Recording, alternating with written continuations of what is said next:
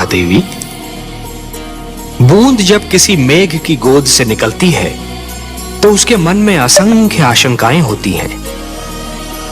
सोचती है कि उसका अंत क्या होगा। क्या वो किसी मरुस्थल की सुलगती रेत पर गिरेगी और सूख जाएगी, या किसी सुलगते अंगारे पर गिरेगी और भस्म हो जाएगी, या फिर किसी कांटे पर गिरेगी और उसका शरीर छलनी हो जाएगा। क्या होगा उसका अंत? परंतु जब वो किसी सीप के मुख में गिरती है और मोती बन जाती है, तब उसे यह ज्ञान होता है कि उसकी यात्रा शुभ थी। परिवार मानव समाज की सबसे छोटी परंतु सबसे महत्वपूर्ण इकाई है। हमने पृथ्वी पर रहने वालों के लिए कुछ नियम दिए हैं और उनके अनुसार एक पिता परिवार का स्वामी होता है। पुत्र को प्यार देना, उसका संरक्षण करना पिता का कर्तव्य है। एक पिता ब्रह्मा भी होता है और विष्णु भी। वो जन्म भी देता है और पुत्र का पालन पोषण भी करता है। देवी, संघर्ष का संबंध आयु से नहीं, इच्छा शक्ति और मन की लगन से होता है। भड़कती हुई ज्वाला पहले छोटी सी चिंगारी ही होती है। माना कि ध्रुव सर्वस्व त्याग कर मेरा दर्शनाभिलाषी है देवी, परंतु जो मेरे साधारण भक्त हैं, उनका भी तो मुझ पर अधिकार है। आप तो जानती हैं देवी कि जो भी सच्चे मन से मुझे पुकारे, मैं उसी का हो जाता हूं।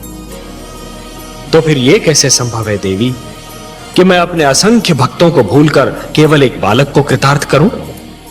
देवी, सूर्य अपना प्रकाश बांटते समय राजा के महल और दीन की कुटिया में अंतर नहीं करता। वर्षा का बादल मधुवन पर बरसता है तो मरुस्थल की प्यास भी बुझाता है। तो फिर यह कैसे संभव है देवी कि मैं अपने भक्तों में पक्षपात करूं? हे महादेवी, ये मत भूलिए कि ईश्वर भी ईश्वरत्व के नियम से बंधा है और ईश्वरत्व का नियम है समानता। मेरी दृष्टि में समस्त मानव जाति समान है। मैं धरती पर जा अवश्य सकता हूं देवी, किंतु समस्त मानव समूह के कल्याण के लिए। महादेवी, जिस प्रकार जब जल माटी को गीला कर देता है तो माटी में से सुंदर अंकुर फूटते हैं, उसी प्रकार जब भक्ति मन को उदार बना देती है तो मन में सुंदर विचारों का जन्म होता है। जिस प्रकार वर्षा फूल पर जमी हुई धूल को धोकर फूल को स्वच्छ और निर्मल बना देती है, उसी प्रकार जब श्रद्धा मन को छूती है तो मन को पवित्र और उज्जवल बना देती है। यदि ऐसी स्थिति बन जाए कि दो परस्पर विरोधी गुटों की लड़ाई में दोनों ही पक्षों के केवल निर्दोष और असहाय तत्व ही अत्याचार और आतंक के लक्ष्य बन जाएं, तो हर उदार मन तड़प उठता है। जिस प्रकार दीपक जिस अंधकार को मिटाता है, वो अंधकार उसी के नीचे जा छुपता है, उसी प्रकार कभी कभी सत्य को असत्य के नीचे और पुण्य को पाप के नीचे ही शरण मिलती है। एक पापी सत्य को संसार से मिटाने की धुन में यह भूल जाता है कि सत्य तो वहां भी पल सकता है जहां कभी उसने सोचा ही न था। जिस प्रकार चरित्र की हानि धन की हानि से अधिक बड़ी दुर्घटना होती है, उसी प्रकार देवत्व का अपमान देवताओं के अपमान से अधिक बड़ी दुर्घटना है। महादेवी, दो पक्षों में संधि का टूटना एक श्रृंखला के टूटने के समान होता है। एक कड़ी टूट जाती है तो कड़ी पर कड़ी टूटने लगती है।